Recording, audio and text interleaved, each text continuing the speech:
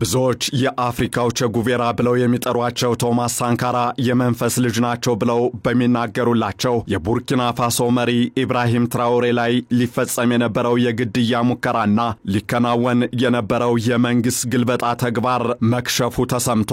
በተደጋጋሚ የግድያ ሙከራና የመፈንቅለ መንግስት ሙከራ እንደሚደረግባቸው የሚነገርላቸው ባለም ወጣቱ መሪ በመባል የሚንቆለጳጳሱት የቡርኪና ፋሶ ፕሬዝዳንት ኢብራሂም ትራኦሬ አሁንም ከተቀነባበረባቸው የመፈንቅለ መንግስትና የግድያ ሙከራ ለትንሽ መትረፋቸው ተገልጿል። በግድያውና በመፈንቅለ መንግስት ሙከራውም የተለያዩ የመንግስት ባለስልጣናትና የውጭ ኃይሎች ጣልቃ መግባታቸው አነጋጋሪ ሆኗል ተብሏል። ይህንን ርዕሰ ጉዳይ በዛሬው ዓለም አቀፍ ትንታኔያችን መርጠን ተመልክተነዋል። ከትንታኔ ዘገባው ጋር ታሪኩ ጋሹ ነኝ።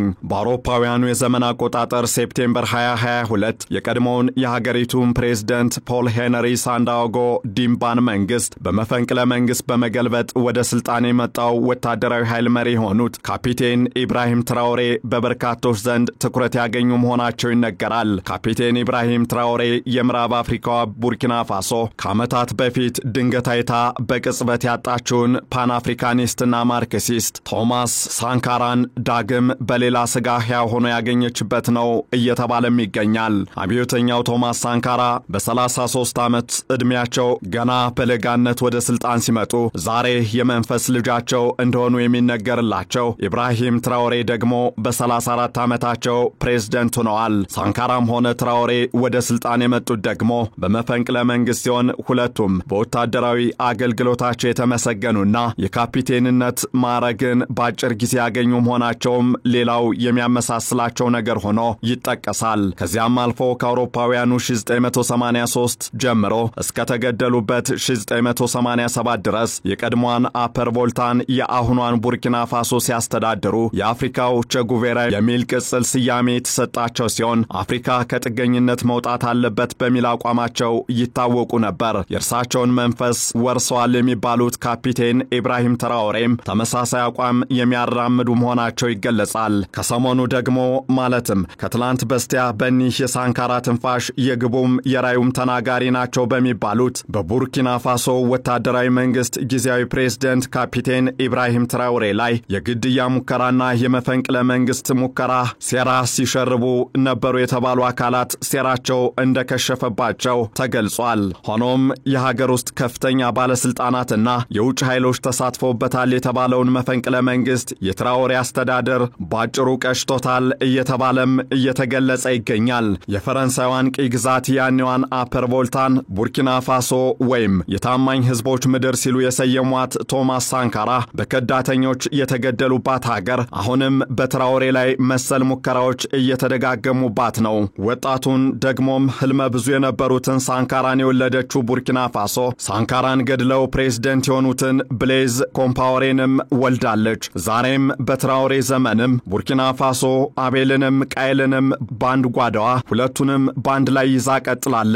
እናም ትላንት በሁለት ዓመታት ጊዜ ውስጥ ብቻ ቡርኪና ፋሶን በምግብ ራሷን እንድትችል ከጥገኝነትም እንድትላቀቅ ጥረት ያደረጉትን የተስፋ ጭላንጭልን በሀገራቸው ብቻ ሳይሆን በመላው አፍሪካ ያቀጣጠሉትን ሳንካራን ከስራቸው የነበሩ ወታደሮችን በማስተባበርና የውጭ ኃይሎችን ተልዕኮ ለማስፈጸም ቡርኪናቤው ኮምፓወሬ ሳንካራን እንዳስገደላቸው ሁሉ ባይሳካም ዛሬም ሌላ ኮምፓወሬዎች በፕሬዝዳንት ኢብራሂም ትራኦሬ ላይ እየተሞከረ ነው። ከሰሞኑ በካፒቴን ኢብራሂም ትራኦሬ ላይ ከትናንት በስቲያ ተደርጓል የተባለው ይሄው የግድያና የመፈንቅለ መንግስት ሙከራ የፕሬዝዳንት ጽህፈት ቤት ኃላፊን ጨምሮ በርካታ የውስጥና የውጭ አካላት እየተሳተፉበት ሴራ እንደሆነ መገለጹም ይህንኑ የሚያሳይ ድርጊት ሆኖ ተገኝቷል። ይህን አይነቱን በካፒቴን ኢብራሂም ትራኦሬ ላይ የተሸረበው ስብስብ ሴራ ባለስልጣናቱ ትራኦሬን ለመግደልና የሳህል ቀጠናን ለመበጥበጥ የተዘጋጀ እጅግ ውስብስብ ሴራ ሲሉ እየገለጹት ይገኛሉ።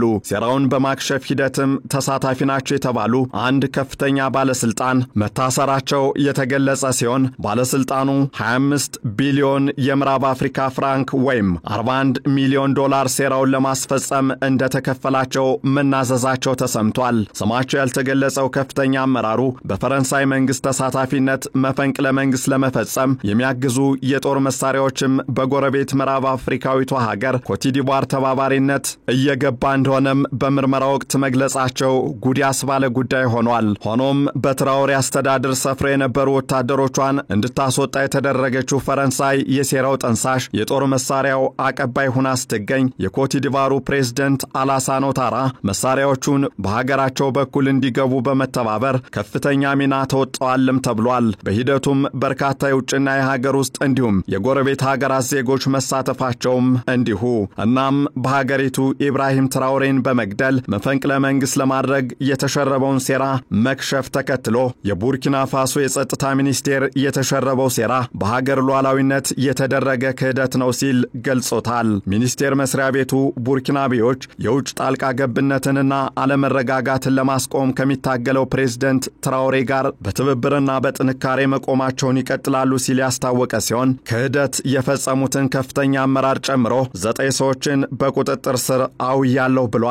ፕሬዝዳንት ትራኦሬ በአውሮፓውያኑ 2023 መሰል ሙከራ ተደርጎባቸው እንደከሸፈ የሚታወቅ ሲሆን ትራኦሬ ያላቸው ከፍተኛ የሆነ የፓን አፍሪካኒዝም ስሜትና የውጭ ጣልቃ ገብነትን አጥብቀው የሚቃወሙ ተግባራዊ እርምጃዎችንም የሚወስዱ ተራማጅ መሪ መሆናቸው ለዚህ እንደዳረጋቸውም ይነገራል። በተለይም ከወርቅ እስከ ነዳጅ ድረስ ከፍተኛ የሆነ የተፈጥሮ ሀብት ያላት ቡርኪና ፋሶ እርዳታ ተቀባይ መሆን የለባትም፣ በተመሳሳይም አፍሪካ የውጭ ሀገራትን እጅ ጠባቂ መሆን የለባትም የሚል አቋማቸው ጥርስ እንዳስነከሰባቸው እየተገለጸ ይገኛል። ትራኦሬ በእርሻው ዘርፍ ቡርኪና ፋሶን ምርታማ ማድረግ የቻሉ ሲሆን ከዚህ በፊት በፈረንሳይ የሚሆን በሌሎች ሀገራት እንደፈለገ ይመዘበር የነበረው የወርቅ ሀብት አሁን መመዝበር አይደለም፣ ቡርኪና ፋሶ ውስጥ እሴት ሳይጨመርበት እንዳይወጣና በርካሽ እንዳይሸጥ የተከለከለ ሆኗል።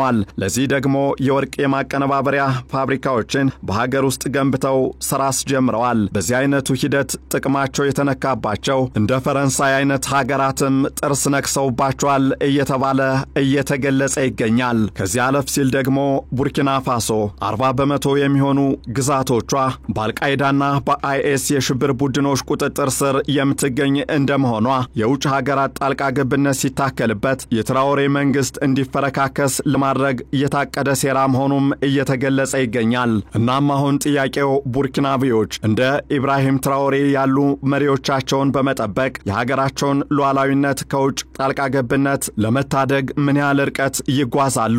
ክህደት የፈጸሙ ወንጀለኞች ላይስ ምን አይነት እርምጃ ሊወሰድ ይችላል? የውጭ ሀገራት ጣልቃ ገብነትስ እስከምን ድረስ ይዘልቃል የሚለው የወቅቱ ጥያቄ ሆኖ እንደቀጠለ ነው። ይህንን ዓለም አቀፍ ትንታኔ ስናዘጋጅ ኤክስፕረስ ኒውስ ናይጄሪያ እንዲሁም ዘ ኢኮኖሚስትን በግብዓትነት ተጠቅመናል።